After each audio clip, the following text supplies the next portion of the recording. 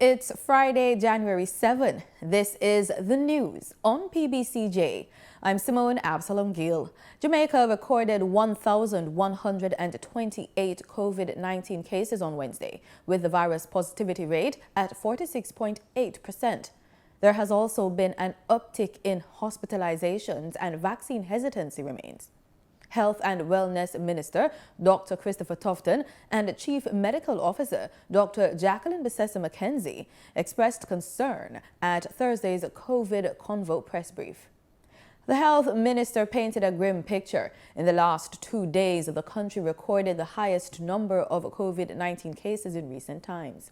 In the last 24 hours, Jamaica, that is, we hit an undesirable record of some 1,128 new COVID-19 infections since the first case was discovered close to 2 years ago. So it's the most in any given day.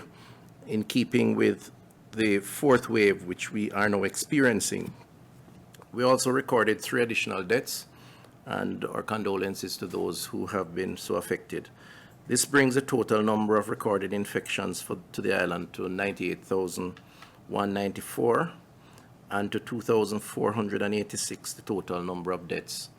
Chief Medical Officer Dr. Jacqueline Pbcj says the country is now experiencing a fourth wave of the COVID-19 pandemic. The number of hospitalizations has increased over the last few weeks. So over the last week, we would have seen that we would have gone up to 300 to 400 beds being occupied, coming from we were down below 200 for a little while. The CMO once again made the case that the best protection against COVID-19 is still vaccination. The best protection against COVID is still vaccination. And we can see that in the number of deaths that we've had between the 1st of March up until 2021, up until now, the 5th of January 2022, we've had 1,953 deaths. And of that, 98.5% of persons have been unvaccinated, meaning have not received either the partial course or the full course of the vaccine course. So vaccination is offering a very high level of protection to our population. The CMO expressed disappointment at the level of vaccine hesitancy on the island. To date, 74% of the population have not been vaccinated. We have shown the value of vaccination, showing that the deaths are occurring in the unvaccinated persons. It is the unvaccinated persons that are ending up in hospitals with severe cases of COVID. The National Health Fund, the NHF, have called in the police to probe the circumstances related to the breakdown in the operation of one of its cold rooms, which stores COVID-19 vaccines. The National Health Fund, in a statement, says the incident, which occurred on December 24, 2021 at the NHF Pharmaceutical Warehouse, resulted in thousands of COVID-19 vaccine doses being affected. Fortunately, the NHF says there are 500,000 doses of COVID vaccines available to continue the inoculation program. The vaccines were stored in another cold room at the warehouse. The Health and Wellness Ministry was briefed on the incident and is being provided with updated reports. The public will be provided with further updates as the investigation continues. The Ministry of Agriculture and Fisheries, through its Agriculture Trade Enforcement Advisory Mechanism, Ateam, was instrumental in Jamaica's coffee distributor Trading obtaining compliance with the new requirements in the export of green coffee beans to China. The new policy, which took effect on the 1st of January 2022, requires all green coffee beans entering China to be declared to its customs authorities in advance in order to be allowed to clear customs. The Ateam was launched on September 2, 2021 by the Agriculture Ministry and is a government and business partnership that aims to remove unjustifiable trade restrictions that affect the growth of Jamaica's export. The Ateam comprises representatives from the Ministry of Foreign Affairs and Foreign Trade, JAMPRO, Bureau of Standards Jamaica, the Jamaica Manufacturers and Exporters Association, and the Ministry of Agriculture and Fisheries. Justice Marva MacDonald Bishop was on Thursday sworn in as acting president of the Court of Appeal by Governor General Sir Patrick Allen. Justice MacDonald Bishop got her instrument of appointment at a ceremony at King's House. I, Marva Angela MacDonald Bishop, do swear that I will be faithful and to bear true allegiance to Jamaica, that I will uphold and defend the Constitution and the laws of Jamaica, and that I will conscientiously and impartially discharge my responsibilities to the people of Jamaica, so help me God. We are conscious of the mammoth task that lies ahead in dealing with the myriads of issues that have crippled the justice system at this time. But despite the challenges, we pledge our continued support and commitment to partnering with you both on your mission to bring about fundamental and effective changes in the administration of justice and in the image and reputation of the judiciary. The ceremony also saw other Court of Appeal judges and puisine judges also sworn in. Long lines and frustrated citizens. That's what our news team saw when we went to the St. Thomas Parish Court on Thursday. They came to pay traffic ticket fines. Total stupidness, because look how much I will pack up our courthouse now, because they say after November 3rd we cannot pay any ticket at the tax office. We have to come at the court. And them see when I talk about social distance, I look for the court down so now. Say, what are we catch corona now? That's fool, this is foolishness. From man, me after 10, you know. And I be there reaching out, and we are in my name there, so I will never get you. What if me have to go back and work? The people now run taxi, what happened to them now? In November last year, the Tax Administration of Jamaica said it was unable to collect payments for traffic ticket fines at a tax office or via the tax authority's online system. This is as a result of the finalized list of traffic offence codes not yet being provided by the Revenue Authority to effect changes to its systems. However, on December 23, 2021, TAJ resumed the collection of payments for traffic ticket fines online or at any of its offices island-wide. In recent weeks, there has been an upsurge in violence and gang activity in the Seaforth community in Western St. Thomas. Doing a walkthrough in the Seaforth community. We are going through Blacksmith Lane, Captureland, as also we'll be venturing into Navarre Lane.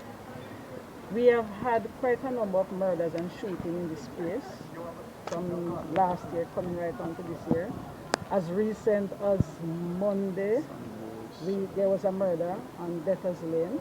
This has left some parents afraid to send their children for the new school term, which begins Monday, January 10. Since we have started the upsurge of violence in the community, we have had so much issues in terms of having the students come out for classes. The parents are scared, the students are saying they do not want to come to school. However, the police have come to the aid of school administrators, namely Seaforth Primary and High School, and have promised support and safety when the school gates open on Monday. Coming Monday the 10th will be the reopening of the Seaforth High School, and as the principal would have alluded to it, the fact that we are in dialogue. The police will be out in full force to support, to show support, as also to provide security for persons who are traversing the streets to and from school. So we'll be out in the mornings as early as 6 a.m. when children are on the road.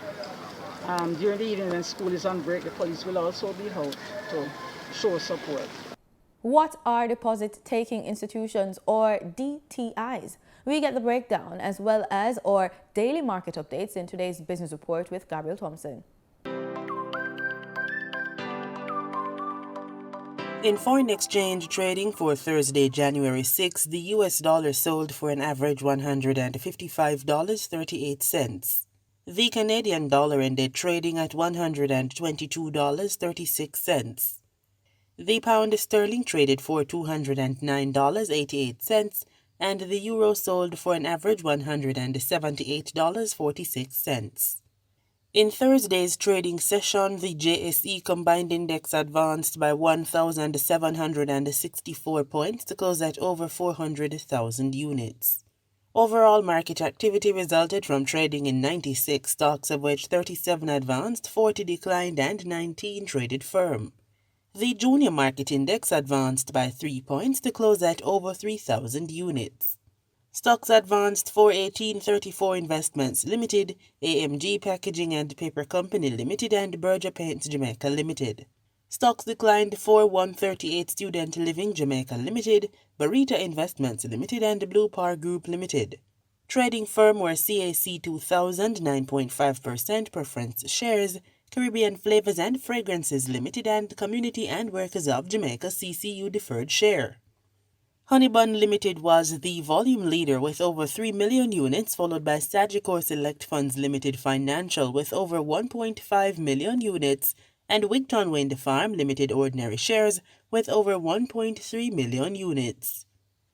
In market data for oil, prices rose and were heading for their biggest weekly gains since mid-December on Friday, as unrest in Kazakhstan and outages in Libya fueled concerns over supply. Brent crude futures climbed 76 cents or 0.9% to $82.75 a barrel. West Texas Intermediate crude futures rose 77 cents or 1% to $80.23 a barrel.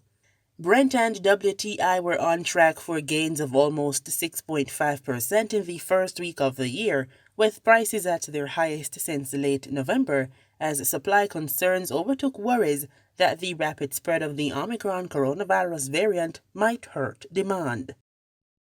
In today's edition of the Bank of Jamaica BOJ Empowering You video series, we find out more about deposit-taking institutions DTIs. DTIs are commercial banks, merchant banks, and building societies. The central bank keeps the Jamaican financial system stable by regulating the institutions which accept deposits. Still not sure what a DTI is? Watch this.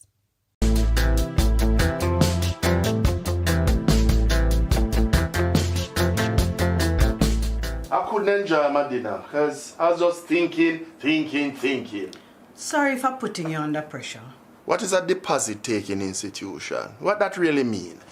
It's just a fancy legal term for commercial banks, building societies, and merchant banks. Them all regulated by the Bank of Jamaica.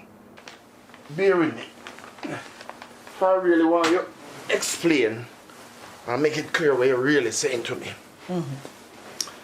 Bank of Jamaica regulate all the deposit-taking institutions. Exactly. Make that clearer for me. Them regulated by the Bank of Jamaica under the Banking Services Act. Part of the function of BOJ is to make sure that the financial system stays stable and safe for consumers by regulating institutions that accept deposits. For a high school science teacher, how you know so much about bank business? I read a lot. The more you talk, is the more you convince me that I must put my money in a deposit-taking institution. Good.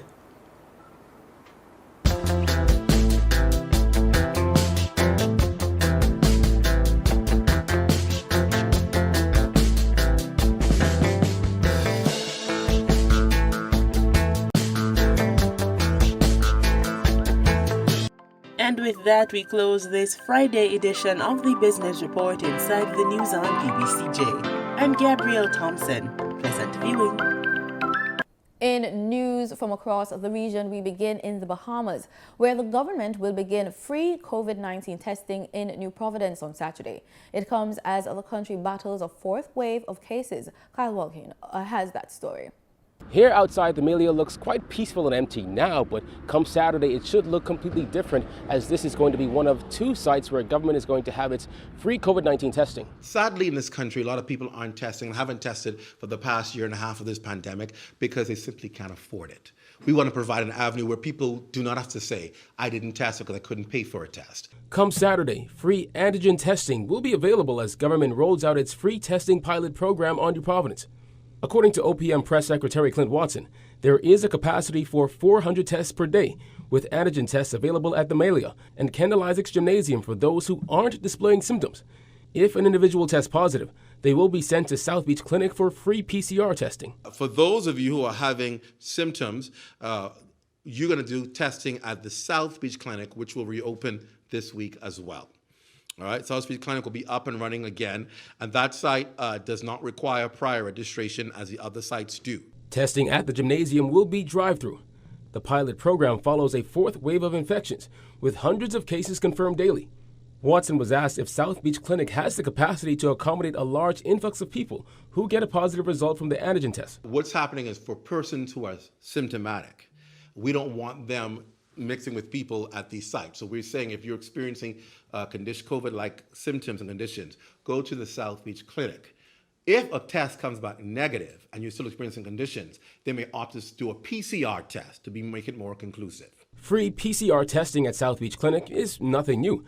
So just how often can you get tested? You can do it once per week, though, that is. All right, once per week. We don't want people to be every day, using it to be able to go to have dinner somewhere and just get a free COVID test so you can have it with you. It's for people who want to make sure that they're not positive or they've been exposed and so forth. So a flag would only allow you to do it once per week. Watson was not able to provide a figure on just how much the free testing initiative will cost government. But free testing was a major promise of the PLP on the campaign trail. A pilot program was launched on several family islands 2 months ago. This is the first time of this magnitude, and this is why we're very excited about this. It's being undertaken since the start of the pandemic. There's been no free testing program in the country, and so the Davis-Cooper administration is extremely happy to deliver on this promise and to show leadership up front. Registration for testing will be available at covidtest.gov.bs. For Our News, I'm Kyle Joaquin. As of Monday, all students in Grenada will return to face-to-face learning, as announced by the Education Ministry, with protocols in place to address the possibility of cases popping up at schools. While this is so, the current COVID-19 situation in Grenada, should the authorities revisit the decision to fully reopen school next week? GBN's Rena Pierre-Thomas spoke to several parents and guardians in St. George to get their thoughts on the reopening of schools. Minister for Education Emmeline Pear announced this week that all schools will be reopened in full from Monday, January 10th to all students throughout the state of Grenada. She stated that education cannot be put on hold for much longer, as some students are falling through the cracks, resulting in educational deficiencies. On the other hand, Grenada is now experiencing a second wave of the COVID-19 virus and has seen over 1,000 active cases as of January 6th, Wednesday night. To get a view of how some parents and guardians feel about the situation, GBN sought their views on the streets of St. George's. Yes, I think so. Because the children are tired at home. They are very tired, so I think they should open up. I think it would be very good to open school on Monday. The children need education and they need a lot of things. So it is wise to open school on Monday. It is wise. I don't know, but I just want them children go back to school. I tired with my son give me shares home. They need to go to school. Sure. Sure, they're supposed to go to school. They just have to have themselves guard up.